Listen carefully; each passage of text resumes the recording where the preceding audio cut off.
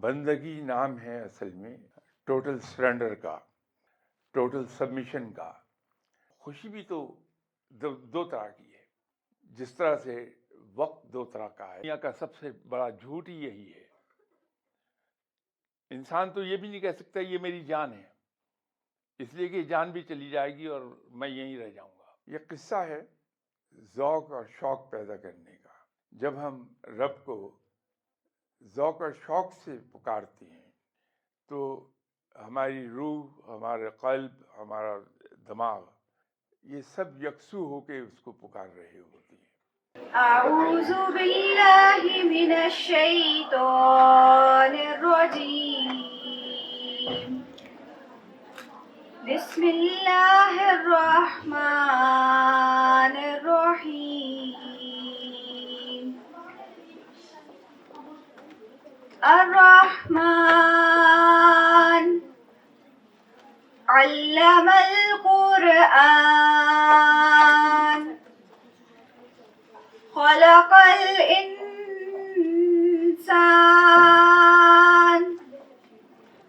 علمہ البیان۔ الشمس والقمر بحسبان، والنجم والشجر يسجدان، والسماء رفعها ووضع الميزان، ألا تطغوا في الميزان، وأقيموا الوزن بالقسط ولا تخسروا الميزان، والأرض وضعها للأنام، فيها فاكهة والنخل ذات الأكمام، والحب ذو العصف والريحان، فبأي آلاء ربكما تكذبان۔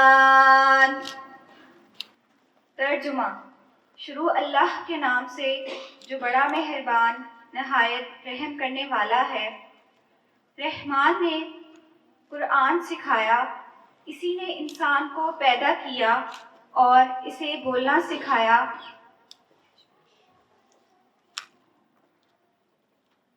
سورج اور چاند ایک مقرر حساب سے چل رہے ہیں اور ستارے اور درخت سجدہ کر رہے ہیں۔ اسی نے آسمان کو بلند کیا اور ترازو قائم کی تاکہ تم تولنے میں حد سے تجاوز نہ کرو اور انصاف کے ساتھ ٹھیک تولو اور تول کم نہ دو۔ اسی نے مخلوق کے لیے زمین بچھائی جس میں میوے ہیں اور غلاف والے کھجور کے درخت اور اناج ہیں۔ بس اے جن و انس، تم اپنے رب کی کون کون سی نعمت کو جھٹلاؤ گے؟ صدق اللہ العظیم۔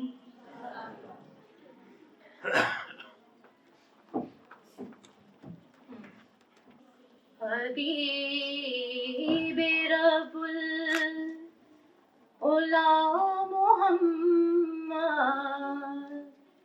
شفیع روز جزا محمد، حبیب رب العلا محمد، شفیع روز جزا محمد، نگاہ کا مدعا محمد، خیال کا آسرا محمد، نگاہ کا مدعا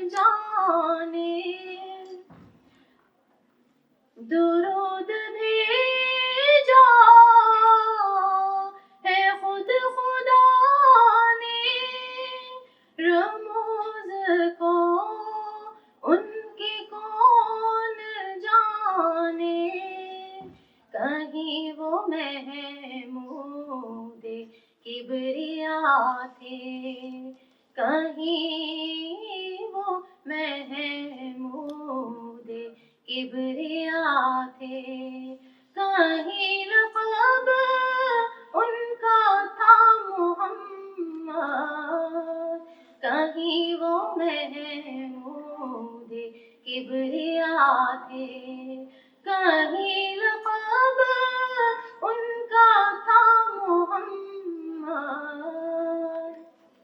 यही है ज़ख्म-ए जिगर का मरहम, उन्हीं का है इसम आज़म।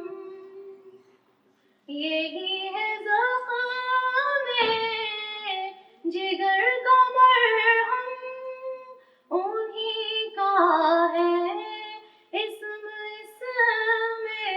आज़म।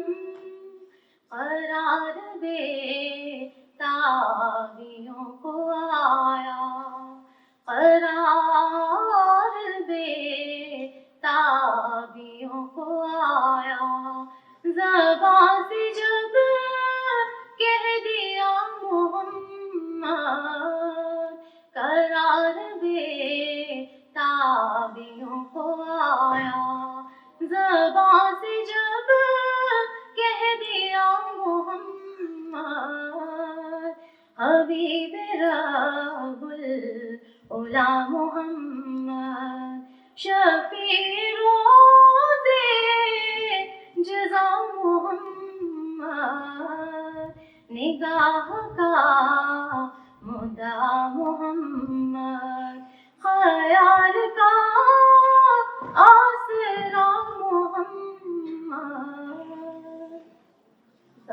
बिस्मिल्लाहिर्रहमानिर्रहीम। अस्सलाम वालेकुम। आज की इस महफिल में हम आप लोगों को खुशामदीद कहते हैं। रेडियो प्रोग्राम की सीरीज़ आज के मेहमान में सैयद सरफराज अहमद शाह साहब हमारे आज के मेहमान हैं। सैयद सरफराज अहमद शाह साहब 12 जून 1944 को पैदा हुए लाहौर में। वो एक आला तालीम याफ्ता प्रोफेशनल हैं। मुख्तलिफ सरकारी और निजी तंजीमों में खिदमात सर अंजाम दे चुके हैं। बहुत ही मुमताज़ इस्लामी स्कॉलर हैं। मुसलमानों को कुरान के पैगाम पर गहराई से गौर करने की तरगीब देते हैं। शाह साहब एक ऐसी शख्सियत है जिनके बारे में बहुत कुछ खुद से हम कह सकते हैं कि एक ऐसी शख्सियत जो कि अल्लाह ताला से मोहब्बत करना हमें सिखाती हैं, हमारे और अल्लाह ताला के दरमियान में एक ब्रिज का किरदार अदा कर रहे हैं और हमें बता रहे हैं कि अल्लाह ताला हमसे बहुत ज़्यादा मोहब्बत करते हैं। कुछ गुफ्तार हैं, कुछ कलाम हैं और इनकी बातें दिलों में असर रखती हैं। और एक ऐसी शख्सियत जो कि रूह का सुकून है, रूह की खुशी है और दिलों को इत्मीनान मुहैया करते हैं। आप सबकी भरपूर तालियों में सैयद सरफराज अहमद शाह साहब।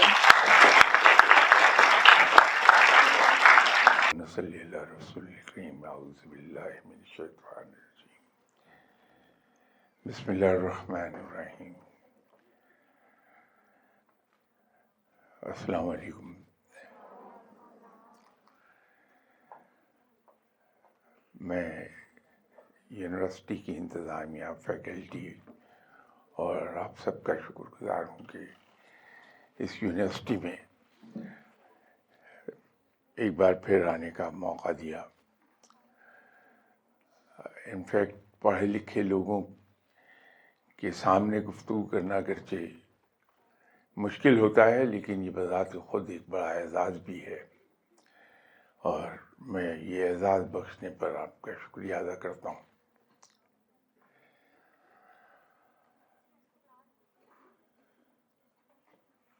जो कुछ मेरे बारे में इजहार ख्याल किया गया, मैं उसके लिए भी तहे दिल से शुक्रगुज़ार हूँ, अगरचे मैं उसका अहल नहीं हूँ।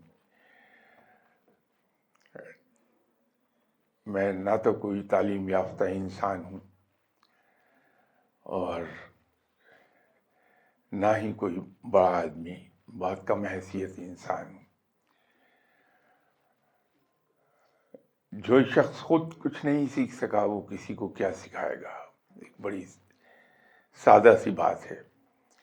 उम्र गुजर गई लेकिन मैं 2 लफ्ज़ भी नहीं पढ़ पाया अब तक।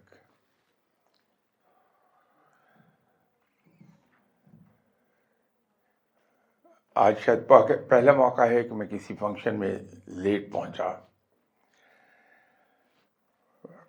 یہ 1973 میں میں گورنمنٹ آف پاکستان کے لیے کام کر رہا تھا، اور ہمارے جو باس تھے ان دنوں وہ انگریز سے زیادہ انگریز تھے. میں اچھی سینس میں کہہ رہا ہوں. ان کے اندر جو ڈیسنسی تھی اور جس خوبصورتی سے وہ زندگی کی چھوٹی چھوٹی نائسٹیز کا خیال رکھتے تھے، وہ کمال کا تھا. ان کو کوئی شاید ذاتی دوست کا کسی کا کام تھا، تو انہوں نے مجھ سے کہا کہ کل سنڈے ہے، اگر تم ناشتہ میرے ساتھ کرو. تو ظاہر ہے تھے تو باس اور طاقتور کی ریکویسٹ بھی حکم ہوا کرتی ہے. میں گیا، لیکن بدقسمتی سے کوئی 10 منٹ لیٹ ہو گیا. تو انہوں نے اپنے بڑے خوبصورت اور لائٹ انداز میں میری سرزنش کر ڈالی. 2-3 سنڈیز کے بعد پھر انہوں نے مجھے بلایا، تو میں بڑا محتاط تھا، وقت سے 10 منٹ پہلے چلا گیا. تو اس پر جو انہوں نے سبق سکھایا وہ آج تک یاد ہے، اور میری کوشش یہ ہوتی کہ نہ میں لیٹ ہوں اور نہ میں وقت سے پہلے جاؤں. انہوں نے انڈائریکٹ وے میں مجھ سے ایک بات یہ کہی کہ سرفراز، جتنا لیٹ جانا کہیں معیوب ہے، اتنا وقت سے پہلے جانا بھی برا ہے. لیکن آج میں پہلی بار 5 منٹ لیٹ ہو گیا، اور اس کی وجہ گیٹ پر پوری کی جانے والی فارمیلٹیز تھیں. اس کے لیے میں معافی چاہتا ہوں آپ سے. دستور تو اب تک کا یہی رہا کہ لوگوں کو ہم بھی اسٹیج پر بلاتے رہے، وہ آتے ہیں اور اپنی بات کہہ کر چلے جاتی ہیں، لیکن سننے والوں کے ذہن میں بہت سے سوالات تشنا رہ جاتے ہیں. تو میری یہ کوشش ہوتی ہے کہ میں بجائے اس کے کہ خود بولوں، میں آپ سے سننا چاہوں گا. اور اس کا ایک طریقہ کویسچن آنسر سیشن ہی ہے، جیسے کہ مجھے بتایا گیا کہ یہ سیشن کویسچن آنسر کا ہوگا. تو میں یہ چاہوں گا کہ یہ موقع میں آپ سے نہ چھینوں اور آپ کو سوال کرنے دوں، اس کے جوابات دینے کی کوشش کروں. جو کچھ میں جواب دے پایا میں عرض کر دوں گا، اور جہاں میں نہیں کچھ بتا پاؤں گا تو بڑی صاحب گوئی سے آپ کی خدمت میں عرض کر دوں گا کہ صاحب یہ مجھے نہیں آتا. میں یہ چاہوں گا کہ آپ سوال سے ابتدا کریں. شاہ صاحب، سب سے پہلے تو ہم معذرت چاہیں گے کہ آپ کو ہماری وجہ سے تاخیر کا سامنا کرنا پڑا. 3-4 دنوں سے کنٹینیوسلی یہی کر رہے ہیں، لیکن وہی بات ہے کہ اگر کچھ ہو گیا تو اس کے لیے ہم آپ سے بہت زیادہ معذرت خواہ ہیں. کوشچن آنسر سیشن کا آغاز کرتے ہیں. شاہ صاحب، پہلا سوال کہ ہم بہت بار یہ سوچ رہے ہوتے ہیں اور کبھی کبھی بہت شدت سے دل چاہتا ہے کہ اللہ تعالیٰ کی توجہ ہم حاصل کریں، اللہ تعالیٰ سب سے زیادہ ہماری بات سنیں. تو رب کی توجہ کس طرح سے حاصل کی جا سکتی ہے؟ ایک بہت سمپل چیز ہے کہ ہمارے یہاں جو ہمارا ملازم یا ماتحت ہماری کئی بھی باتوں پر عمل کرتا ہے صدق دل سے، اور عمل کرتا ہے ٹو لیٹر ان اسپرٹ، اور اس سے بھی بڑھ کر اگر کوئی ملازم صرف ہمارے فیس ایکسپریشنز پڑھتا ہے اور وہ کام کر گزرتا ہے جو ہم اس کو چاہتے ہیں کہ وہ کام کرے، تو ایسا ملازم ہمیں بہت پیارا ہو جاتا ہے اور ہم اس کو بہت قریب رکھتے ہیں. رب کے پاس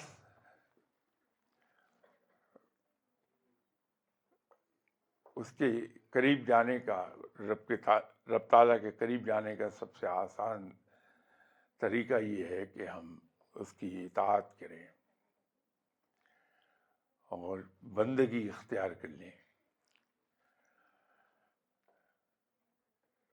بندگی نام ہے اصل میں ٹوٹل سرنڈر کا، ٹوٹل سبمیشن کا. تو جب ہم رب کے حضور ٹوٹل سبمیشن میں چلے جاتے ہیں تو پھر اللہ کا قرب ہمیں نصیب ہونے لگتا ہے. اب یہ ٹوٹل سبمیشن کس طرح حاصل ہوتی ہے، اس کا ایک بڑا آسان طریقہ ہے. ہم مسلمانوں کے یہ تو نہایت آسان ہے کہ ہمارے سامنے سنت رسول صلی اللہ علیہ وسلم موجود ہے.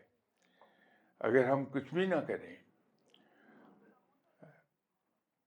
اگر ہم احکامات الہی کو سمجھ بھی نہیں پاتے، پھر بھی فرق ہمیں نہیں پڑتا کہ ہم آنکھیں بند کر کے اگر اپنی زندگی کو سنت کے مطابق ڈھالتے چلے جائیں، یا یوں کہہ لیجئے کہ آپ صلی اللہ علیہ وسلم کے فٹ پرنٹس کو فالو کر لیں، تو ہم از خود رب تک جا پہنچیں گے، اس کا قرب حاصل ہو جائے گا. تو ہمارے لیے آسان طریقہ یہی ہے کہ ہم آپ صلی اللہ علیہ وسلم کے فٹ پرنٹس کو فالو کرتے چلے جائیں. آپ صلی اللہ علیہ وسلم کی حیات طیبہ عام طور پر ہم لوگ کلاس 5 کلاس 6 کی دینیات سے متعلق کتاب، کیونکہ جب ہم پڑھتے تھے اس وقت اس کتاب کو اور اس سبجیکٹ کو دینیات کہا جاتا تھا. بعد میں وہ تھوڑا انگلشائز ہو کے اسلامیات ہو گئی، اسلامیات سے اب اسلامک اسٹڈیز اس کا نام رکھ دیا گیا. لیکن بات ایک ہی ہے. تو جب میں پڑھتا تھا، کوئی ایسا لگتا ہے صدیوں پرانا قصہ ہے، تو دینیات ہوا کرتی تھی.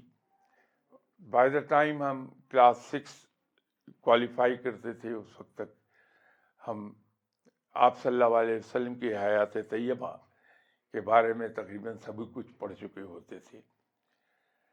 اور آپ صلی اللہ علیہ وسلم کی حیات طیبہ کا بہترین پہلو یہ ہے کہ وہ باتیں جو ہم بچپن میں پڑھتے ہیں، سنتے ہیں، وہ زندگی بھر نہیں بھولتی. تو وہ چیزیں جو ہم نے کلاس 5 کلاس 6 کی دینیات کی کتاب میں پڑھی تھیں، وہ آج بھی ازبر ہیں، اور ہم میں سے ہر شخص کو وہ باتیں ازبر ہیں. ان کو ریکال کرنا اور اس پر عمل کرنا دشوار نہیں ہوتا. تو میرے خیال میں آسان ترین طریقہ قرب الہی حاصل کرنے کا یہی ہے کہ ہم آپ صلی اللہ علیہ وسلم کی سنت پہ عمل کرنا شروع کر دیں. جو چھوٹے چھوٹے ہمارے عمل ہیں ان کو بھی ہم سنت کے عین مطابق ڈھال لیں تو یقینی طور پر قرب الہی حاصل ہو جاتا ہے.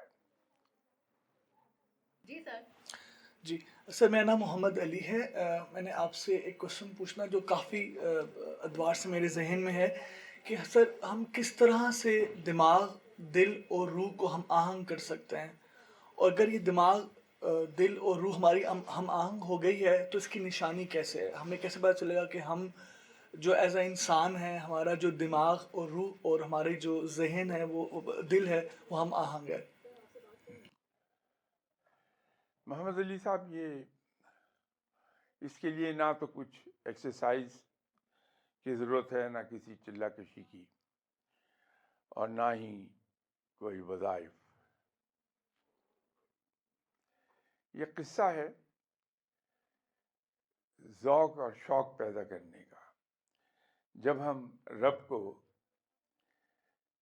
ذوق اور شوق سے پکارتے ہیں تو ہماری روح، ہمارا قلب، ہمارا دماغ، یہ سب یکسو ہو کے اس کو پکار رہے ہوتے ہیں. لیکن اگر صرف اس کو ڈیوٹی سمجھ کے ہم کرتے ہیں تو وہ الفاظ کا گھورک دھندا رہ جاتا ہے، اس میں روح اس سے نکل جاتی ہے. اس میں روح پیدا ہوگی ایک ہی صورت میں جب ہمارے دل میں ذوق اور شوق ہوگا. اور ذوق اور شوق پیدا ہونے کے لیے ضرورت ہے ایک بات کی کہ ہم شکر گزاری میں چلے جائیں رب تعالیٰ کی، کیونکہ یہ انسانی فطرت میں ہے کہ جس شخص کا شکر گزار ہوتا ہے، جس کا بھی شکر گزار ہو، اس کے لیے اس کے دل میں پہلے لائکنگ پیدا ہوتی ہے، پھر یہ لائکنگ بڑھتے بڑھتے انفیچویشن پر چلی جاتی ہے، وہ انفیچویشن پھر ریئل محبت میں بدلتی ہے، اور وہ محبت بالآخر جا کے عشق پر ختم ہوتی ہے. یہ شکر گزاری ایک صورت میں ہم آسانی سے اپنے اندر پیدا کر سکتے ہیں. جیسے انگریز ایک بات کہتا ہے کہ جب آپ سونے کے لیے بستر پر لیٹتے ہیں تو اپنے دن بھر کی کارگزاری پر نظر ڈالیے کہ آج میں نے کیا کیا، کیا حاصل کیا، کیا کھویا. میں اس کے شاید تھوڑا سا اس سے مختلف بات عرض کر دوں کہ جب ہم بستر پر لیٹتے ہیں سونے کے لیے تو ہم یہ یاد کریں کہ میں کس کس موقع پر مایوس تھا کہ یہ کام نہیں ہوگا، تو آؤٹ آف بلو کہیں سے مدد آئی اور میرا کام ہو گیا. یہ میرا رب تھا جس نے میری مدد کر دی. کب کب میں یہ سمجھا کہ میری یہ ضرورت پوری نہیں ہوگی اور غیب سے بندوبست ہو گیا، تو یہ میرا رب تھا جس نے یہ سب کر دیا. کب کب میں سمجھا کہ اس مصیبت سے میں نہیں نکل پاؤں گا، لیکن اچانک اس مصیبت سے نجات مل گئی، تو یہ میرا رب تھا جس نے میری بر وقت مدد کی اور نکال دیا. جب ہم روز یاد کرتے ہیں اپنی زندگی کا، کیونکہ ہر روز ہماری زندگی میں ایک دن ایڈ ہوتا ہے جو گزر رہی ہے زندگی، جو بقایا رہ گئی اس میں سے ہر روز ایک دن کم ہو جائے گا، لیکن جو گزر رہا ہے وقت اس پہ ایک دن کا اضافہ ہر روز ہوگا. ہم جب روز کا روز یاد کرنے لگتے ہیں رب کے عنایات کو، تو پھر اس کی عظمت کا بھی احساس ہوتا ہے. میں ادراک نہیں کہوں گا کیونکہ رب کی عظمت کا ادراک ناممکن ہے کہ کوئی کر پائے، لیکن اس کی عظمت کا احساس دل میں آنے لگتا ہے، اور رب کا ایک امیج ڈیولپ ہوتا ہے، اور وہ امیج ہے ایک مہربان ہستی کا. ایسا رب جو میرے گناہوں سے صرف نظر کر کے وہ مجھے پال رہا ہے. یہ لفظ جو رب کا لفظ استعمال کرتا ہوں اللہ کی بجائے، یہ بھی کمال کا لفظ ہے کہ جب ہم اللہ کو رب کہنے لگتے ہیں تو ایک خودکار نظام ہے اندر جو بیدار ہو جاتا ہے کہ ہر لمحے میں اللہ کو پالنے والا کہہ رہا ہوں، رب کہہ رہا ہوں. تو یہ شکر گزاری کا ایک جذبہ ہمارے اندر لے آئے گا کہ جب ہر لمحے میں اللہ کو اپنا پالنے والا کہتا ہوں تو یہ احساس تازہ رہتا ہے ذہن میں کہ مجھے اس کا شکر ادا کرنا ہے. تو جب اس شکر گزاری کے ساتھ میں اس کو پکاروں گا رب تعالیٰ کو، تو پھر وہ اندر سے آواز اٹھے گی.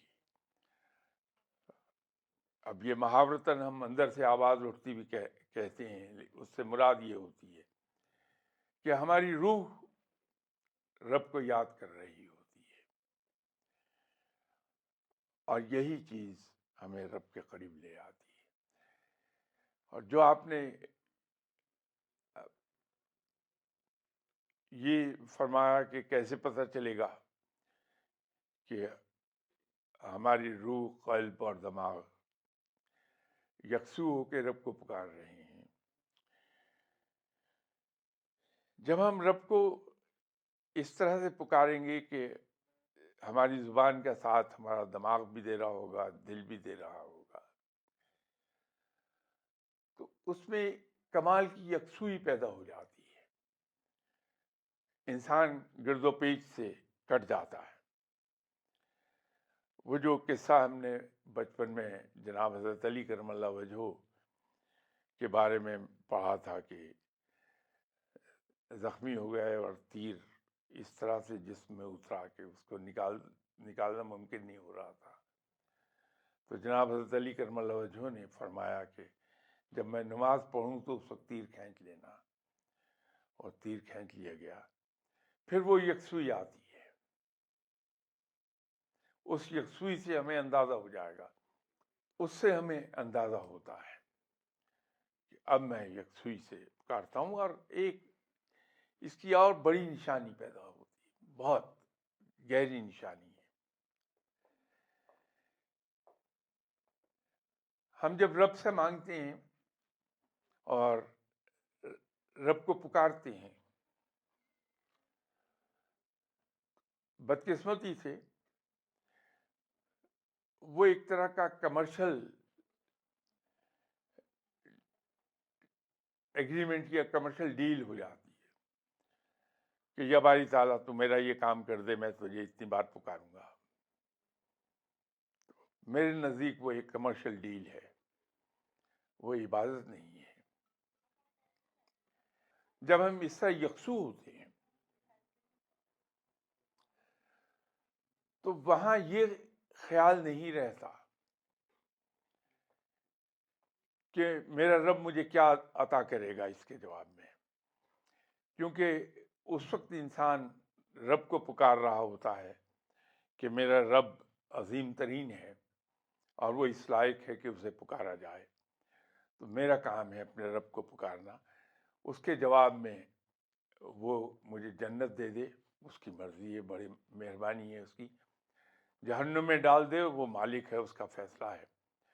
تو انسان پھر کسی بھی ریوارڈ یا پنشمنٹ سے باہر چلا جاتا ہے، جنت اور جہنم کے ملنے کا نہ خوف نہ کوئی شوق، کچھ باقی نہیں رہتا، وہ صرف رب کو پکارتا ہے۔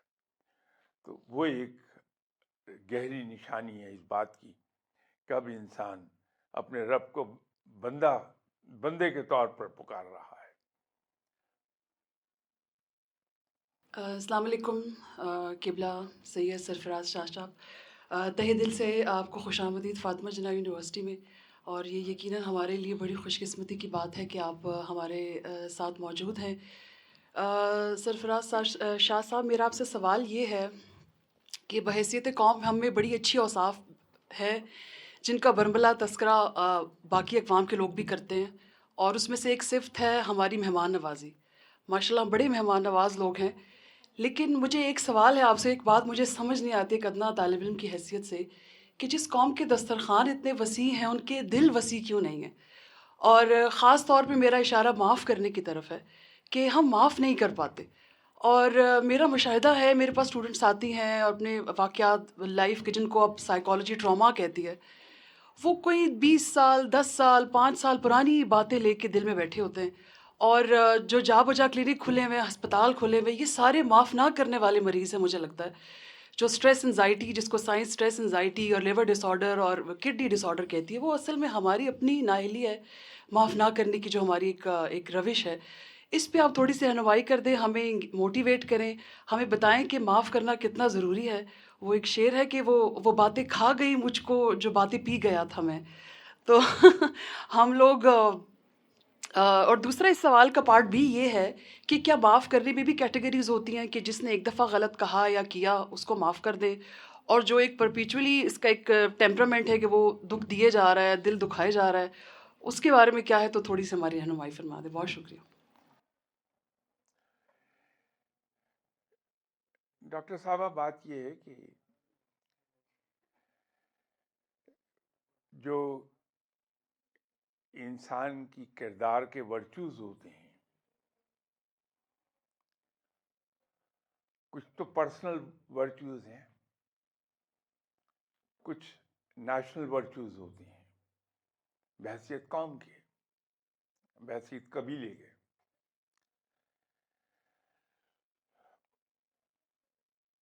لگتا یوں ہے کہ شاید آپ کا تعلق سائیکالوجی سے ہے، اس کو آپ بہتر طریقے پہ سمجھ سکیں گی. ہم کچھ چیزیں ہمیں احساس نہیں ہوتا، لیکن ہم بائی ہیبٹ کرتے چلے جاتے ہیں کہ وہ خاندانی یا قومی ٹریڈیشنز ہوتی ہیں، اس پہ عمل ہوتا ہے.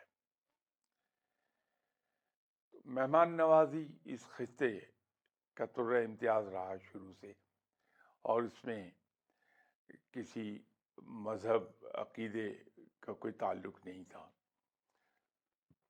ایون ہندو کے یہاں آپ چلی جائیے، وہاں مہمان نوازی ملے گی. اس کے گھر پر چلے جائیے، وہ خاصا مہمان نواز ثابت ہوتا ہے. کنجوس سے کنجوس انسان کے گھر پہ آپ جائیے، وہ بھی آپ کی مہمان نوازی کرے گا. یہ ہم بائی ہیبٹ کرتے ہیں، بائی ٹریڈیشن کرتے ہیں، یا لاشعوری طور پر، اگر آپ کی زبان میں بات کروں تو لاشعوری طور پہ اس پہ ہم عمل کر رہے ہوتے ہیں. لیکن یہ جو معاف کرنا ہے، اس کا تعلق انسان کی ذہنی کیفیت کے ساتھ ہے،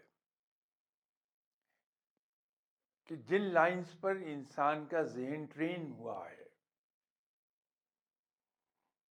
وہ ٹریننگ تھرو ایڈوائس نہیں ہے. کہ جس طرح ہم پاکستانی پیرنٹس ہر 2 منٹ کے بعد ایک ایڈوائس ڈش آؤٹ کرتے ہیں بچے کو. جس دن بچے کو کوئی ہر 2 منٹ کے بعد ایڈوائس ڈش آؤٹ نہ کریں، لگتا یوں ہے کہ آج ہم نے کھانا نہیں کھایا ہے. بچہ ایڈوائس سے کبھی نہیں سدھرے گا، وہ تھرو آبزرویشن سیکھتا ہے. ایک غلط فہمی یہ ہے کہ یہ بچہ ابھی اس کی عمر 1 گھنٹہ ہے، اس کو کیا پتا. ایسا نہیں ہے. بچہ دنیا میں آتے پہلے سانس کے ساتھ ہی ارد گرد کی چیزوں کو رجسٹر کرنا شروع کر دیتا ہے، اور وہ اس کی پرسنالٹی کی بنیاد بلڈ اپ ہو رہی ہوتی ہے. وہ جو شروع کے ہمارے build up personality build up years ہیں، ان میں جو کچھ وہ آبزرو کرتا ہے گھر میں ہوتا ہوا، وہ اس کے ذہن پر نقش ہو جاتا ہے، اور یہ امپرنٹ ساری عمر اس کو ڈرائیو کرتا ہے. پھر ابھی شروع میں ایک عرض کر رہا تھا کہ ہمارے پاس ایک بہت عمدہ چیز موجود ہے، مسلمانوں کو سہولت ہے کہ سنت موجود ہے. میں اگلے دن کسی صاحب سے ریکویسٹ کر رہا تھا کہ نیشنل اسمبلی میں آپ تقریریں کرتے ہیں، تو ایک تقریر کبھی یہ بھی کر دیجئے، بغیر کوئی حوالہ دیے، بغیر کسی کو نصیحت کیے، کہ آپ ایک قصہ سنانا چاہتے ہیں. وہ ہے قصہ فتح مکہ کا، کہ فتح مکہ کے دن آپ صلی اللہ علیہ وسلم جب شہر میں داخل ہوئے تو عاجزی سے اس قدر جھکے جاتے تھے کہ آپ صلی اللہ علیہ وسلم کی ریش مبارک اونٹنی کی کمر کو ٹچ کرنے لگی تھی، اور ہر ایک کو معاف کر دیا گیا تھا. ایون ہندا کو معاف کر دیا گیا، جس نے آپ صلی اللہ علیہ وسلم کے جگر کو چبایا تھا، اس کو بھی معاف کر دیا. تو جب ہم دین کو اس لیے سیکھیں گے کہ اس پر عمل کر لیں.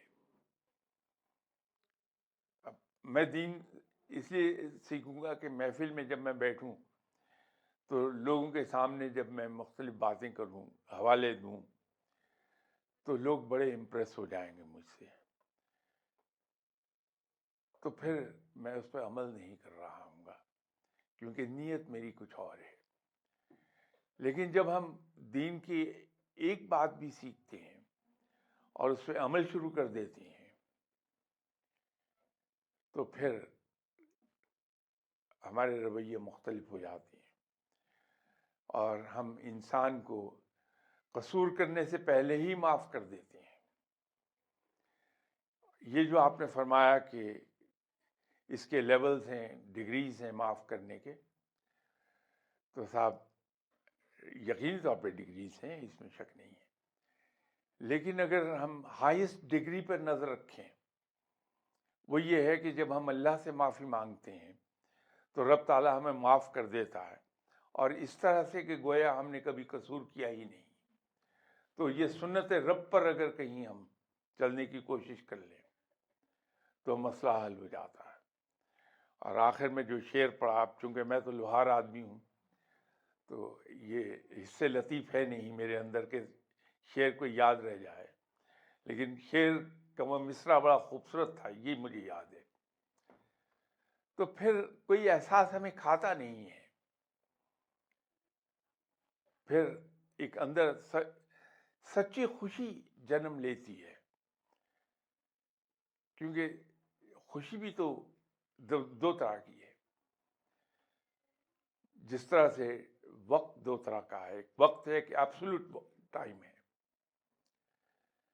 تو وہ ایبسولوٹ خوشی جو ہے وہ جنم لیتی ہے. آپ ان لوگوں کو دیکھیے جو معاف کرنے کی صفت کو ایکسرسائز کرتے ہیں اور بڑا فریکوینٹلی ایکسرسائز کرتے ہیں، کہ ان کو آپ باوجود نقصان اٹھانے کے ہمیشہ سرخوشی کے عالم میں دیکھیں گے. ان کے چہرے پر، ان کی آنکھوں میں کہیں آپ کو یاس نظر نہیں آتی ہے. یاس کی بجائے وہاں آس نظر آتی ہے، اور آس بھی ایسی کہ جس کو دیکھ کے دوسرے پر امید ہونے لگتے ہیں. تو معاف کرنے کی ڈگری اگر ہم اچیو کرنا چاہیں پھر نظر اس ہائیسٹ ڈگری پر رکھیے. السلام علیکم. تو میرا سوال یہ ہے آپ سے کہ ہم لوگ اپنی روح کو کیسے سکون دے سکتے ہیں. مثال کے طور پہ کئی دفعہ ایسے ہوتا ہے کہ ہم لوگ کسی چیز کو اتنا اپنے دماغ میں سوار کر لیتے ہیں کہ جو ہمارے لائف میں آگے پیچھے پازیٹیو چیزیں چل رہی ہوتی ہیں ہم ان کو بھی درگزر کر دیتے ہیں. ہم وہ مومنٹس میں انجوائے نہیں کر پاتے اس چیز کی وجہ سے. تو ہم اس چیز سے کیسے نکلیں؟ یہ جو کیمرہ ہے اس نے آپ کے سوال کو لیٹ نہیں کیا، یہ تو نکاح لیٹ کروا دیتا ہے.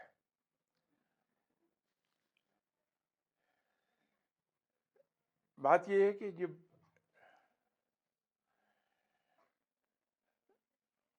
ہم نگیٹو ہونے لگتے ہیں کہ انسانوں کو اور چیزوں کو منفی نقطہ نظر سے دیکھنے لگتے ہیں، اس کے اندر شک کا پہلو لے آتے ہیں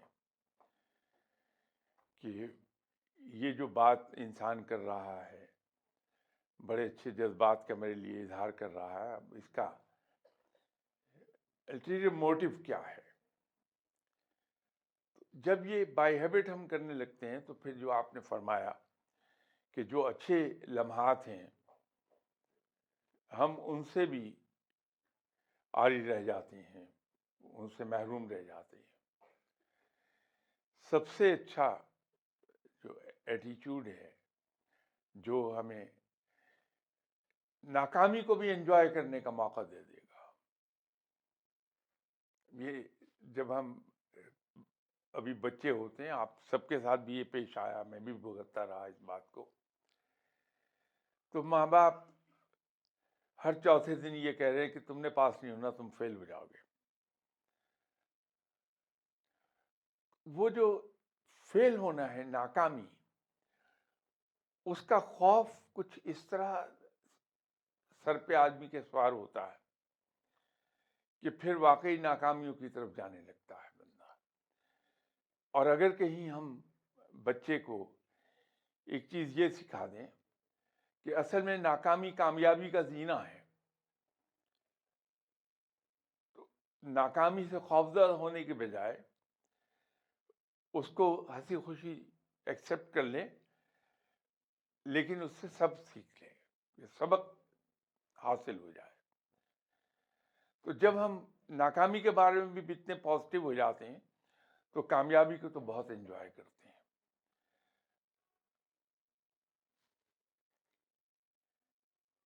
आप कभी जिंदगी में देखिए नजर दौड़ा के,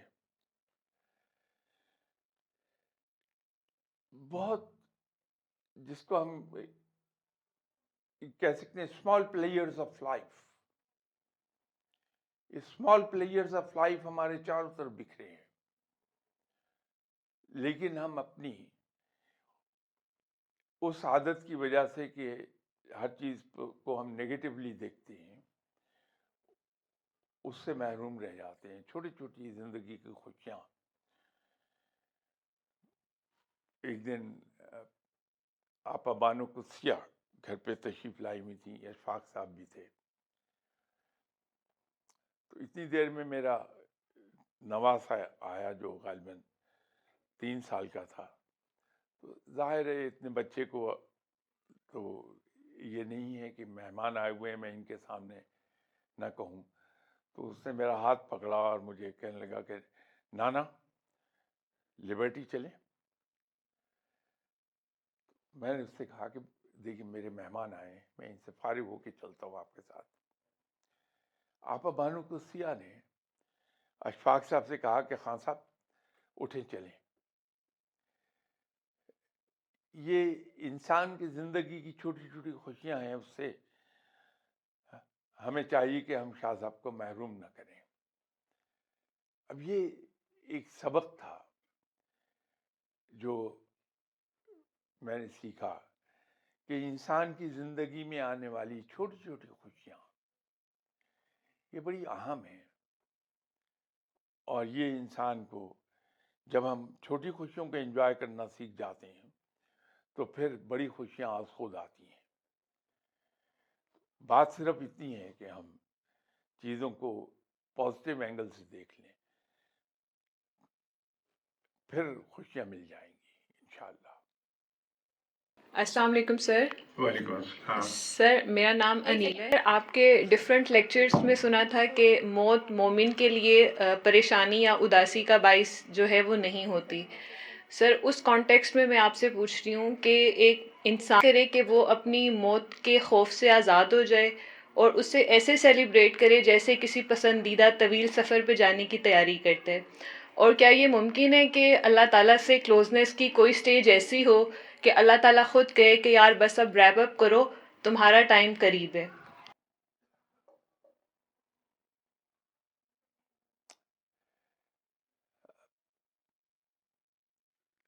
मैंने जिन लेक्चर्स का आप हवाला दे रही हैं उसमें शायद ये अर्ज किया था कि फकीर लोग मौत को इस अंदाज में कबूल करते हैं कि मरने के बाद हमारी अपने दोस्त से मुलाकात हो जाएगी। ये जो दोस्त से मुलाकात का शौक है वो उन्हें खुशी देता है।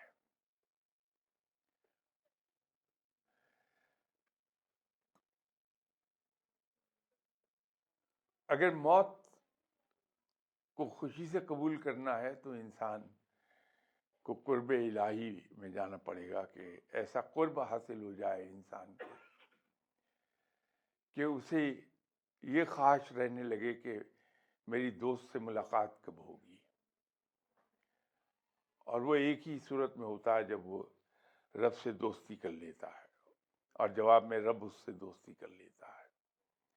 और उसके लिए जैसे मैंने अभी शुरू में अर्ज किया कि हमें टोटल सबमिशन में जाना पड़ेगा, 100% सबमिशन, 100% सरेंडर, कि हम अपने इरादे, अपनी ख्वाहिशात, अपने प्लान्स सब अल्लाह के मातहत कर दें। और जब इंसान वहाँ तक आ जाता है तो फिर उसके जहन में एक बात बड़ी क्लियर हो जाती है कि बहैसियत बंदे के मेरा काम सिर्फ एक है, और वो है कि मैं कोशिश और मेहनत करता चला जाऊं। जो कुछ अल्लाह ताला ने मुझे ज़हनी और जिस्मानी صلاحیتیں عطا فرمائی ہیں، میں ان کو to the best of my ability استعمال کروں اور محنت کر لوں.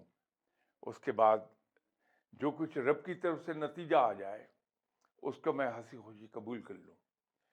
انسان کو پریشانیاں آتی ہی ایک صورت میں ہیں،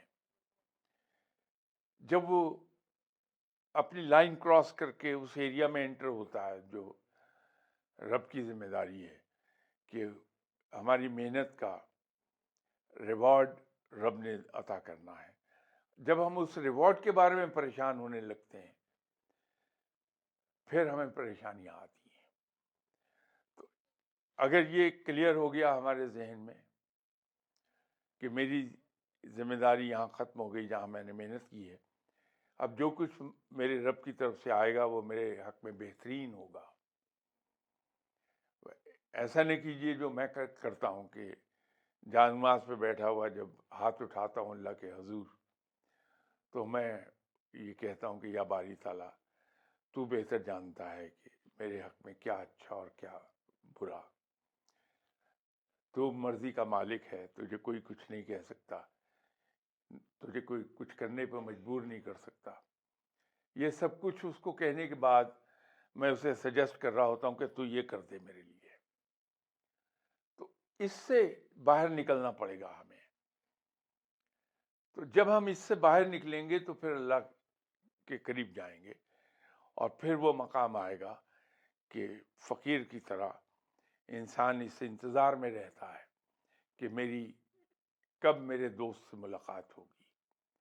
تو فقیر کے لیے وہ لمحہ بڑا سکون کا اور خوشی کا ہوتا ہے جب اس کی روح پرواز کر رہی ہوتی ہے.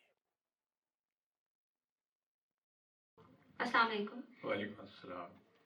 میرا نام ملائکہ قدیر ہے اور میرے سوال کے 2 حصے ہیں.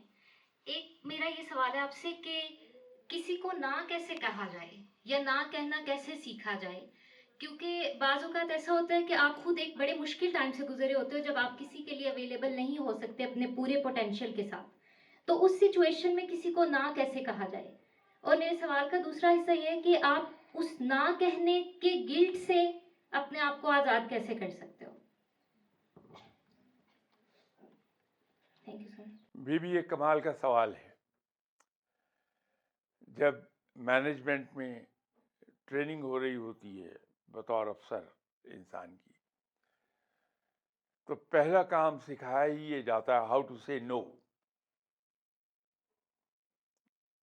لیکن وہ دنیاوی ڈائمینشن ہے. بحیثیت مسلمان کی اگر دیکھیں نو کہنا کسی بھی مسلمان کے لیے تقریباً ناممکن ہے.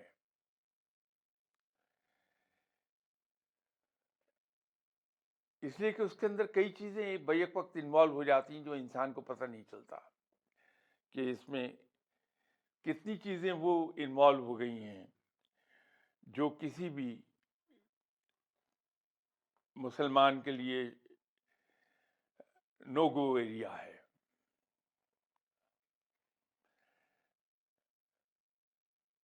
اگر ایک شخص آپ کے پاس آیا اور اس نے آپ سے یہ کہہ دیا کہ صاحب آپ میری تھوڑی مالی مدد کر دیجیے، مجھے ضرورت ہے، اور اس لمحے آپ اس پوزیشن میں نہیں کہ اس کی کوئی خدمت کر سکیں، تو جب ہم یہ کہتے ہیں کہ نہیں سوری میرے پاس تو ہے نہیں ورنہ میں ضرور تمہاری مدد کر دیتا، اب مجھے نہیں پتہ چلے گا جب میں یہ الفاظ کہہ رہا ہوں کہ سوری اس وقت میرے پاس ہے نہیں کہ میں تمہاری مدد کر سکوں، یہ انڈائریکٹلی میں شکر گزاری میں جا رہا ہوں. یہ رب کی ناشکر گزاری ہے انڈائریکٹلی. جو فقیر لوگ ہیں وہ کبھی یہ نہیں کہتے، وہ کہتے ہیں اچھا میں ابھی کرتا ہوں. یہ کبھی نہیں کہیں گے میرے پاس نہیں ہے میں نہیں کر سکتا، کہ اچھا میں ابھی کر دیتا ہوں. تو اللہ تعالیٰ مدد کرتا، وہ وسائل عطا کر دیتا، چاہے وہ 1 دن کے بعد ہو جائیں، 1 گھنٹے کے بعد ہو جائے، 2 گھنٹے میں ہو جائے. تو اس لیے مسلمان تو نو نہیں کہتا ہے. ایک ایمان یہ ہے کہ ایمان کا ایک حصہ ہے فقیر کے کہ جو کچھ میرے پاس ہے یہ میرا نہیں، میرے رب کا عطا کردہ ہے. اگر وہ واقعی دل سے سمجھتا ہے تو پھر اس کو یہ بہت کلیئر ہے اس کا مائنڈ میں کہ رب یہ جو کچھ ہے میرا نہیں ہے، میرے رب کا عطا کردہ ہے. اس میں رب کے دوسرے بندوں کا بھی حق ہے. تو یہ جو میرے پاس آیا ہے یہ در حقیقت مجھ سے کچھ لینے نہیں آیا، مجھے کچھ دینے آیا ہے کہ میں یہ سمجھ کے کہ یہ میرے رب کا عطا کردہ ہے، اس کے مال سے میں اس کے لیے اس کی خدمت کر دوں، یا میں ذہنی صلاحیتیں استعمال کر کے اس کا کوئی مسئلہ حل کروں، یا جسمانی قوت سے کام لے کے اس کا کوئی مسئلہ حل کروں. یہ سب میرا نہیں، میرے رب کا عطا کردہ ہے اور اس پر سب کا حق ہے. تو جو آدمی آج اپنا حق لے کے جا رہا ہے یہ اصل میں ایک لے کے جا رہا ہے اور 10 دلا کے جائے گا، تو 9 کا پروفٹ مجھے دے کے جا رہا ہے. تو فقیر مانگنے والے کا شکر گزار ہوتا ہے کہ یہ میری مدد کر رہا ہے اپنا حق لے جا کے کہ میں کل کو رب کو جواب دینے ہوں، اور کچھ لے کے نہیں جا رہا بلکہ دے کے جا رہا ہے. تو دنیاوی ڈائمینشن سے اور مسلمان ہونے کے رشتے سے دونوں بڑی مختلف چیزیں ہیں. دنیاوی طور پر ہمیں سب سے پہلے سکھایا جائے گا کہ ہاؤ ٹو سے نو. بحیثیت مسلمان کے میں کسی کے لیے جو کر سکتا ہوں وہ سکھایا جائے گا مجھے. میرے خیال میں تو بی اگر مجھ سے آپ پوچھیں گی تو میں آپ سے یہ گزارش کروں گا کہ نو کہنا نہ سیکھیے بلکہ اللہ سے یہ دعا کیجئے کہ یا باری تعالیٰ مجھے تو اتنا وسیع رزق عطا فرما دے، اتنی ذہنی قوتیں عطا فرما دے، اتنی جسمانی طاقت عطا فرما دے کہ میں اس سے تیرے بندوں کی خدمت کیا کروں. تو یہ تو بالکل الٹ دعا ہے نو کہنے کے. ابھی کچھ عرصہ پہلے کسی صاحب نے مجھے ایک کلپ بھیجا میرے فون پر. وہ کلپ شاید الفاظ کے لحاظ سے تو اتنا اپیلنگ نہ ہو، لیکن وہ بڑا پروبنگ کوسچن تھا، تھاٹ پروبنگ کوسچن. انہوں نے لکھا کہ جو شخص آپ کے پاس مانگنے آیا ہے وہ اصل میں خود نہیں آیا، وہ آپ کے پاس بھیجا گیا ہے کہ اس نے رب کے حضور مانگا ہے اور رب نے اس کو ری ڈائریکٹ کر دیا تمہارے پاس کہ جا کے لے لو. تو تم انکار کیسے کر سکتے ہو؟ یہ تھاٹ پروبنگ چیز تھی کہ ہم آج تک یہی سمجھتے رہے کہ کیا یہ روز تک تنگ کرنے آ جاتا ہے. کبھی ذہن میں خیال نہیں آیا کہ یہ خود نہیں آیا تو بھیجا گیا ہے. اور وہ ایک بہت بڑی آنر ہے کہ رب نے اپنے کسی بندے کو میری طرف روانہ کر دیا کہ وہاں سے جا کے تم اپنا کام کرا لو. وہ تو شکر گزاری کا مقام بنتا ہے. بحیثیت مسلمان میں تو شاید کبھی یہ سجیسٹ نہ کر پاؤں آپ سے کہ آپ نو کہنا سیکھیے. دنیاوی معاملات کے معاملے کچھ اور ہیں، وہ ڈائمینشن ہی بالکل علیحدہ ہے. السلام علیکم سر. وعلیکم السلام. My name is Aqsa Malik and I have 2 questions. Number 1 is کہ کیا دین اور دنیا دونوں different things ہیں یا پھر same ہیں؟ And second question is کہ ہم جانتے ہیں کہ اسلام true religion ہے اور true way of life ہے، تو ہم اور ایون نان مسلمس بھی اس چیز کو ریئلائز کرنے میں اتنی دیر کیوں کر دیتے ہیں کہ اسلام ہی اونلی ریلیجن ہے اور اس کی پریکٹسز ہمیں فالو کرنی ہے؟ اسلام دین ہے، مذہب نہیں ہے. اس کو دین اس لیے کہا جاتا ہے کہ مسلمان کی دینی اور دنیاوی دونوں زندگیاں وہ ایک ہی ہیں. اس کی دنیاوی زندگی گورن ہوتی ہے دینی احکامات سے. اس لیے یہ کہا جاتا ہے کہ مسلمان کا جاگنا، سونا، کھانا پینا سب عبادت ہے، کیونکہ وہ زندگی کو گزارتا ہے اللہ کے احکامات کے تحت. تو یہ کہنا درست نہیں ہوگا کہ مسلمان کی دنیاوی زندگی دینی زندگی سے مختلف ہے. در حقیقت دینی زندگی اس کی تابع ہے دینی اصولوں کے.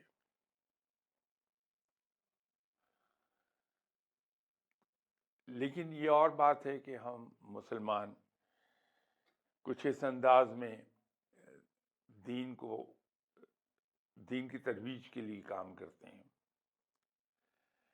کہ ہم نے عیسائیت کی طرح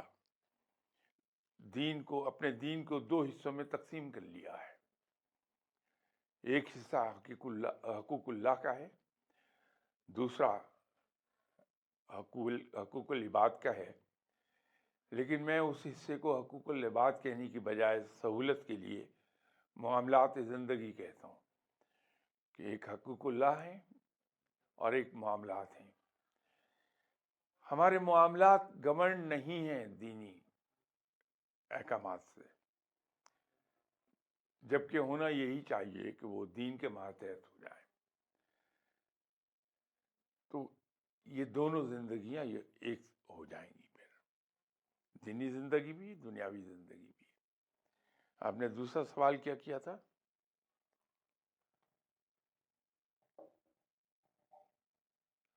میرا دوسرا سوال یہ تھا کہ اگر ہمیں پتہ ہے کہ اسلام ہی سچا مذہب ہے اور ٹرو ریلیجن ہے، تو ہم اور نان مسلم اس چیز کو ریئلائز کرنے میں اتنی دیر کیوں کر دیتے ہیں کہ ہمیں اسلام کو فالو کرنا چاہیے اور اس کی پریکٹسز کو؟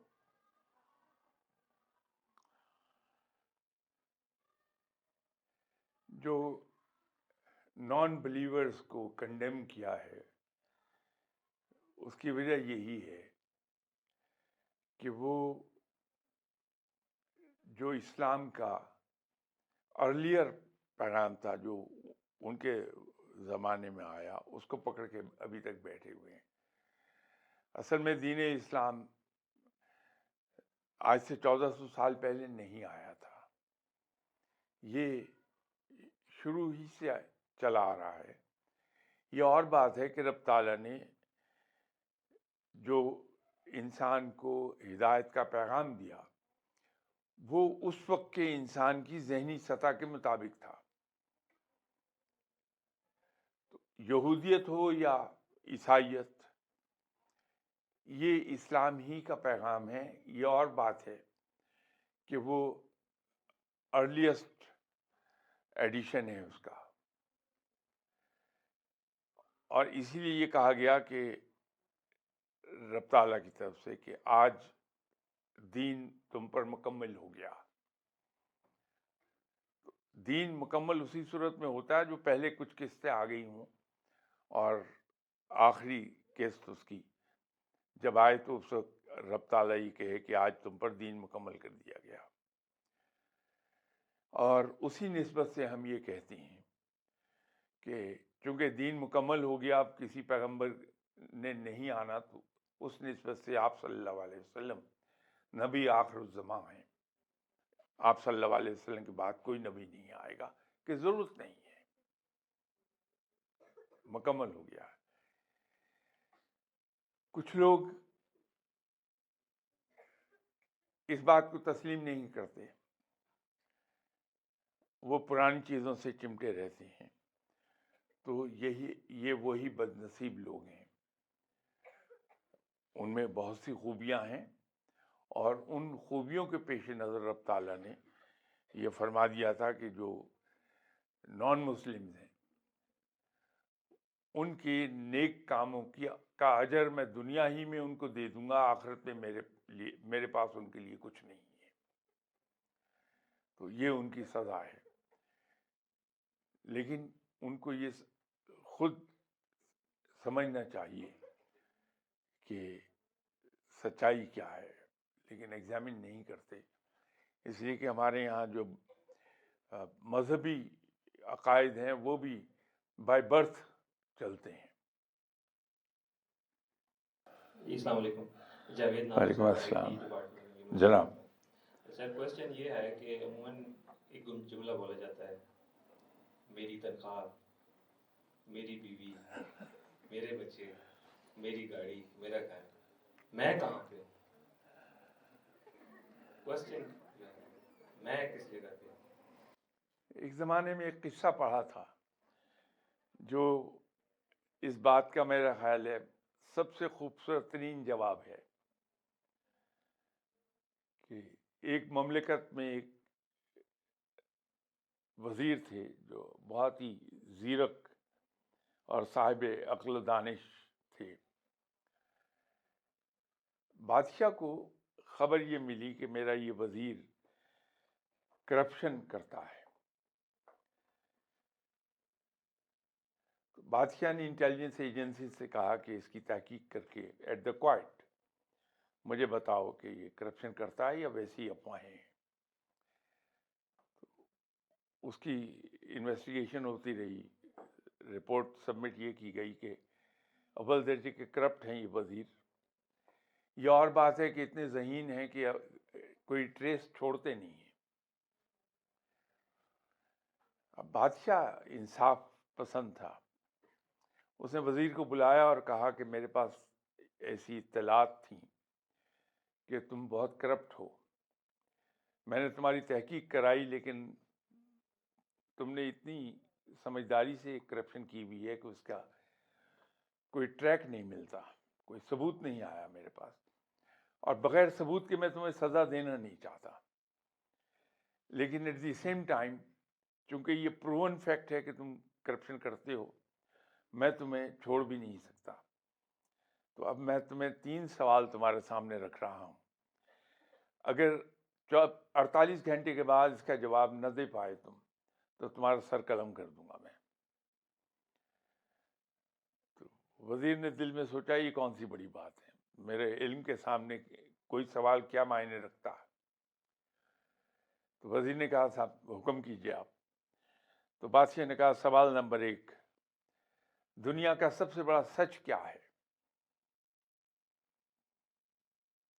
سوال نمبر 2، دنیا کا سب سے بڑا جھوٹ کیا ہے؟ تیسرا، انسان دنیاوی قانون یا اللہ کے قانون کی خلاف ورزی کب کرتا ہے؟ تو وزیر نے دل میں سوچا یہ 48 گھنٹے تو بہت ہیں، 48 سیکنڈ میں جواب دے دوں گا. تو اس نے جواب دینے کے لیے منہ کھولا تو بادشاہ نے کہا کہ نہیں، 48 گھنٹے کے بعد ہی تم جواب دینا، جا کے سوچو ان پہ. گھر گیا، جا کے بیوی سے پورا قصہ بیان کر دیا اور اس کو تسلی دی کہ یہ کوئی نہیں، سوال بڑے آسان ہے، جواب دے دوں گا میں. جب فرصت کے لمحات آئے اور وہ بیٹھ کے اس پہ غور کرنا شروع کیا تو کسی سوال کا جواب نہیں مل رہا تھا اسے. اس نے کتابیں کھنگالی اپنی لائبریری کی، نہیں جواب ملا. اپنے دوست جو دانشور تھے ان سے کنسلٹ کیا، جواب نہیں پایا. تو بیوی نے اسے ایک مشورہ دیا کہ وزارت کو تم چھوڑو، اپنی جان بچاؤ، یہ بادشاہ تمہارا گردن اڑا دے گا. تو وزیر 24 گھنٹے کے بعد بھیس بدل کے ملک سے فرار ہونے لگا. اب جا رہا تھا پیدل. جب دوپہر ہو گئی تو اسے پیاس لگی، پانی تھا نہیں. تو ادھر ادھر تلاش کرتا رہا. بالآخر اسے کھیت میں کسان ہل چلاتا دکھائی دیا. تو اس نے سوچا کہ اس کے پاس پانی یقیناً ہوگا اور کوئی بعید نہیں کہ کھانا بھی مل جائے. اس کے پاس گیا تو دیکھا کہ بوڑھا سا آدمی ہے. تو اس سے جا کے کہا کہ بابا جی میں مسافر ہوں، مجھے پیاس لگی، پانی ملے گا؟ تو انہوں نے کہا کہ ہاں ضرور ملے گا. تو حل وہیں چھوڑا اور وہ جو کلوٹ تھی اس پر آ کے بیٹھ کے اس کو پانی پیش کرتے ہوئے کہا کہ आप चेहरे मोहरे से आम आदमी नहीं लगते, हुक्मरानों में से लगते हैं, तो किधर का कसद है? तो वजीर हैरान हुआ कि ये इस भेष में मुझे पहचान गया। तो उसने कहा एक अजीब उस्ताद में फंसा हूं कि बादशाह ने मुझसे ये 3 सवाल पूछे हैं और उसके जवाब नहीं मिल रहे। तो उन बुजुर्ग ने कहा कि मुझे बताओ, शायद मैं जवाब दे पाऊं और तुम्हारी जान बच जाए। तो इसने कहा कि आप अनपढ़ हैं, आप क्या जवाब देंगे, बड़े बड़े दानिश्वर इसका जवाब नहीं मुझे सुझा सके। तो उन बुजुर्ग ने कहा कि बसा औकात ऐसा भी होता है कि पढ़ा लिखा आदमी जवाब नहीं दे पाता, अनपढ़ आदमी जवाब दे देता है। तो तुम मुझे बताओ कि क्या सवाल है। तो वजीर ने कहा कि पहला सवाल तो यह है कि दुनिया का सबसे बड़ा सच क्या है। तो उन बुजुर्ग ने बरजुस्ता जवाब दिया कि मौत। मौत ऐसा सच है जो कहीं गलत नहीं होता। तो वजीर को हैरत हुई कि ये तो बगैर सोचे इसने जवाब दे दिया, तो एनकरेज हुआ। तो उसने कहा जी दूसरा सवाल ये है कि दुनिया का सबसे बड़ा झूठ क्या है। तो उन बुजुर्ग ने कहा दुनिया का सबसे बड़ा झूठ ये है कि मैं ये कहूँ कि यह हल मेरा है, ये बैल मेरे हैं, वो मकान जो सामने नजर आ रहा वो मेरा है। अगर ये वाकई मेरे हैं तो फिर जब मैं जाऊं तो मेरे साथ जाएंगे, तो मैं तो खाली हाथ जाऊंगा। तो ये दुनिया का सबसे बड़ा झूठ है जब हम ये कहते हैं कि ये मेरा, ये मेरा, ये मेरा। तो वजीर ने कहा कि कमाल है, इस आदमी की अक्ल कैसी है। उसने कहा 2 का अपने जवाब दे दिया, तीसरे का भी जवाब दे दें। मैंने कहा क्या है। तो वजीर ने कहा कि सवाल ये है कि इंसान दुनियावी कवानीन या अल्लाह के कवानीन की खिलाफ वर्जी किस हालत में करता है। तो उन बुजुर्ग ने कहा कि जवाब इसका आता है मुझे, मैं दे दूंगा, लेकिन उसके लिए शर्त यह है कि तुम मेरे साथ मेरे घर तक चलो, वो सामने जो घर दिखाई देता है वो मेरा है, वहां तक आ जाओ। तो वजीर ने सोचा कि चले चलते हैं, इसमें क्या है। उसके घर पे चले गए तो चारपाई पर उसे खेस वगैरह बिछाया, बड़े एहतमाम से बिठाया कि आप तशरीफ रखिए।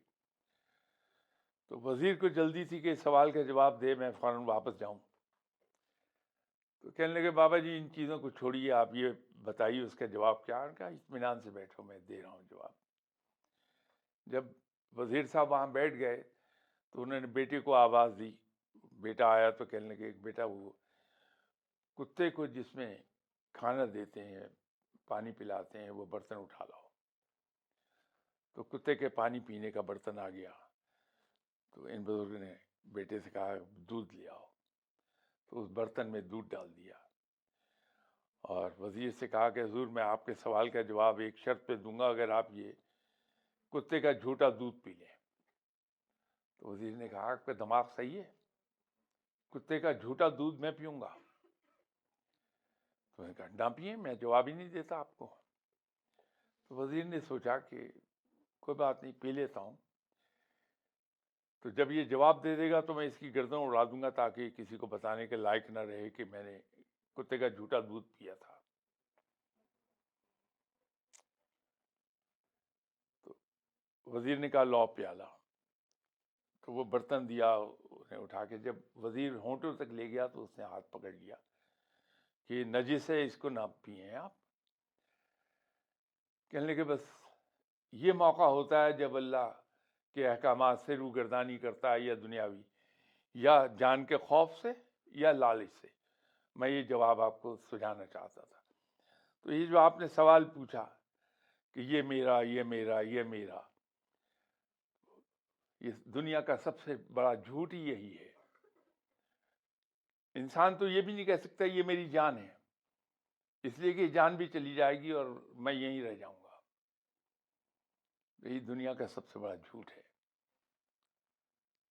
अस्सलाम वालेकुम सर। वालेकुम अस्सलाम। मेरा नाम मरियम है और मैं BCA के डिपार्टमेंट से हूँ। और मेरा सवाल ये है कि मुसलमान जो है वो आजकल तंज़ली का शिकार बहुत हो रहा है, मतलब वो दूसरे कौमों से बहुत पीछे रह चुका है। جس طرح اللہ تعالیٰ نے ہم سے وعدہ کیا تھا کہ مسلمان جو ہے وہ مطلب ہر چیز میں جو ہے وہ آگے جا سکتا ہے، اور اس کا ہمارے پاس جو ہے بہت ساری مثالیں بھی ایسی ہیں، لیکن پھر آج کل کا مسلمان جو ہے وہ اتنا پیچھے کیسے رہ گیا ہے؟ کیا اس کا مطلب ہم یہ بھی جان سکتے ہیں کہ ہم سچے مسلمان نہیں ہیں؟ اس کی کیا وجہ یہ ہو سکتی ہے یا نہیں؟ یہاں دنیا میں دو قوانین کا کام کر رہے ہیں، ایک سطح پر ہے اور ایک بیہائنڈ دی کرٹن. اور جو سطح پر کام کر رہا ہے قانون، وہ لا آف نیچر ہے. لا آف نیچر بہت سمپل ہے کہ جو ہم بوئیں گے وہ کاٹیں گے، اور اللہ تعالیٰ اپنے قوانین کبھی نہیں توڑتا. جو کچھ بحیثیت مسلمان کے میں کرتا ہوں، اس کا پھل میں کاٹ رہا ہوں، اس کا پھل کھا رہا ہوں. اگر اپنی اپنی زندگی کو ہم کھنگالیں گے، کم از کم میں اپنے بارے میں تو پورے یقین سے کہہ سکتا ہوں، تو اپنی زندگی میں مجھے شاید ہی کوئی ایسی بات ملے جس میں میں رب تعالیٰ کے احکامات کو مد نظر رکھتا ہوں. ایک چھوٹے سے فائدے کے لیے میں جھوٹ بول دوں گا، اپنے ذرا سے مفاد کے لیے میں دوسرے کی جڑیں کاٹ دوں گا. غیبت میری پاس ٹائم ہابی ہے.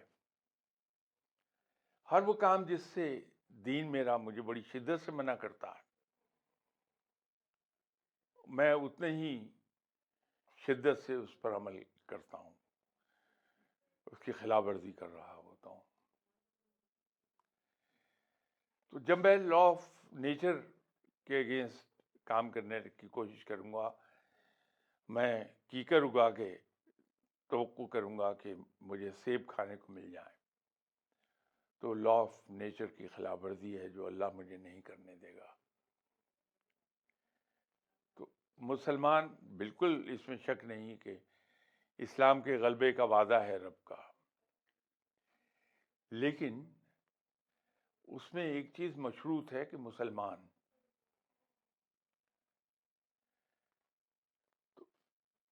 اگر میں دینی اقدار کی، دینی احکامات کی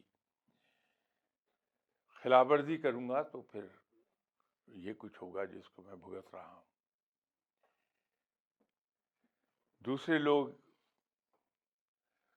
وہ ہیں جو ایمان تو نہیں لائے، نہ کتاب پر نہ رسول صلی اللہ علیہ وسلم پر، لیکن اس کی تعلیمات پر عمل شروع کر دیا انہوں نے. یہ بالکل ایسا ہے کہ اگر ایک آدمی اپنے بیٹوں کو کہہ رہا ہے کہ بیٹا اگر یہ خوراک کھاؤ گے تو تندرست رہو گے، یہ ایکسرسائز کرو گے تمہارا جسم بڑا خوبصورت بلڈ ہو جائے گا.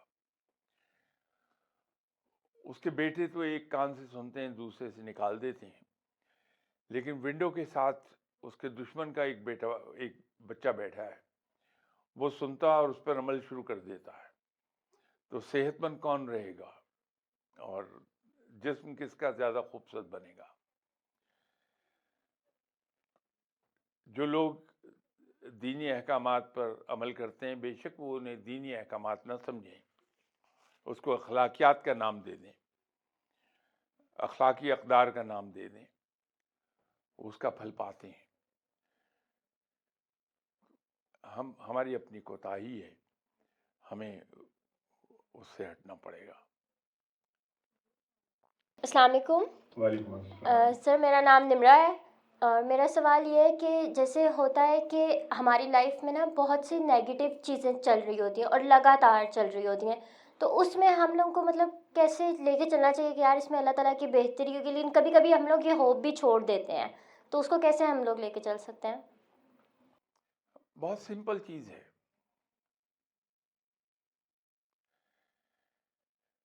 ہم علم حاصل کرتے ہیں اور علم حاصل کرنے کے نتیجے میں ہمیں عقل و دانش حاصل ہوتی ہے. علم ہمیں یہ سکھاتا ہے کہ کیا اچھا اور کیا برا، لیکن عقل ہمیں سکھاتی ہے کہ اچھوں میں کیا زیادہ اچھا. تو جب ہم علم حاصل اس لیے کرتے ہیں کہ ہمیں جاب مل جائے، میں اس لیے علم حاصل کروں کہ میرے ہاتھ میں ایک پیس آف پیپر آ جائے جس کو میں ڈگری کہہ رہا ہوں، اور اس کے ذریعے میں زندگی میں ترقی کے زینے طے کر لوں، تو وہ پھر علم نہیں ہوگا. علم تو اس لیے حاصل کیا جاتا ہے کہ وہ ذہن میں کشادگی پیدا کر دے، ہمارا مینٹل ہورائزن براڈن ہو جائے. علم روزی کمانے کا ذریعہ نہیں ہے، اور اس کی ایک 2-3 مثالیں ابھی لاہور میں، تو چونکہ وہیں رہتا ہوں میں اس لیے میرے علم میں ہے کہ ایک MBA صاحب ہیں، انہوں نے گوال منڈی میں ایک چھوٹا سا ریسٹوران کھولا ہوا ہے. اب جو کچھ انہوں نے پڑھا تھا اس کو ایکسرسائز کیا، انہوں نے ایک ندرت پیدا کی ہے. ریسٹوران تو بہت ہیں وہاں، اگر لاکھوں کی تعداد میں تو ہزاروں کی تعداد میں، لیکن انہوں نے یہ کر دیا کہ صاحب آپ مجھے ان ایڈوانس ٹیلی فون کر کے بتائیں گے 2-3 دن پہلے کہ آپ کے کتنے مہمان آ رہے ہیں آپ کے ساتھ، اور کیا کیا کھائیں گے، اور کتنے بجے تشریف لائیں گے. اگر آپ اتفاق سے ایک مہمان فالتو لے گئی ہیں اپنے ساتھ، تو وہ معذرت کر لے گا کہ صاحب میں آپ کے اس اضافی مہمان کو نہیں انٹرٹین کر سکتا، اور وہ ایک کباب عام مارکیٹ سے 4 گنا 5 گنا زیادہ پرائس پہ بیچتا ہے. ایک چھوٹی سی ندرت اس نے پیدا کر دی. حالانکہ MBA اس نے مارکیٹنگ میں کیا ہوگا یا کسی اور ڈسپلن میں میجر ہوگا اس کا، لیکن اس نے جو تعلیم حاصل کی تھی اس کو اپلائی کر کے اس نے کیا، اور بے تحاشا مشہور ہے وہ. اسی طرح ڈیفنس میں وہاں دار چینی کی چائے بنا کے بیچ رہے ہیں 3 MBA حضرات جنہوں نے لمس سے MBA کیا ہوا ہے، اور کیا شہرت ہے اور کیا ان کا رزق وسیع ہے. تو علم آدمی حاصل کرتا ہے ذہن کی وسعت کے لیے، ڈگری کے لیے نہیں، مارکس کے لیے نہیں. تو جب ہم علم حاصل کرتے ہیں ذہنی وسعت کے لیے، تو پھر اس کے نتیجے میں ہمیں عقل نصیب ہوتی ہے، اور ہم علم اور عقل دونوں کو بیک وقت بروئے کار لا کے اچھے اور برے کی تمیز کرنا شروع کر دیتے ہیں، اور وہی ہمیں راہ راست دکھا دیتی ہے.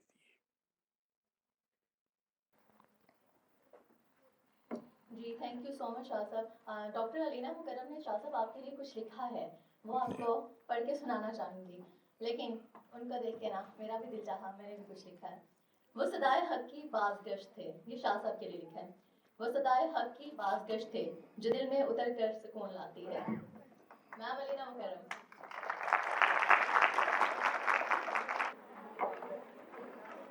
نحمده ونصلي على رسوله الكريم اما بعد فاعوذ باللہ من الشیطان الرجیم بسم اللہ الرحمن الرحیم. محترم اساتذہ کرام، میری عزیز طالبات اور ہمارے آج کے مہمان خصوصی قبلہ سرفراز شاہ صاحب. شاہ صاحب میرے لیے یہ بہت اعزاز کی بات ہے کہ میں آج آپ کے سامنے سلطان باہو کا ایک قطعہ ہے جو آپ کی نظر کرنا چاہتی ہوں.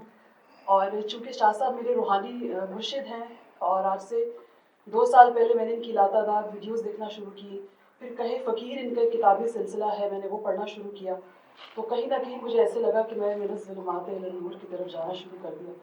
اور بہت ساری جو الجھنیں تھیں اور کوشچنس کے آنسرس تھے اور ہورائزنس تھے اور سوچ کا زاویہ تھا وہ بدلنا شروع ہو گیا. تو سلطان باہو کا ایک قطعہ ہے وہ میں آپ کی نظر کرنا چاہتی ہوں کہ الف اللہ چمبیدی بوٹی میرے مرشد من وچ لائی ہوں نفی اسباب تا پانی پاکے ہر پاسے ہر جائی ہوں میں نیواں میرا مرشد اچا شالا خیر ہوئے اونا اچیاں دی جنہ نیویاں نال نبھائی ہوں دل دریا سمندر کو ڈونگے تے کون دلا دیا جانے ہو شاہ صاحب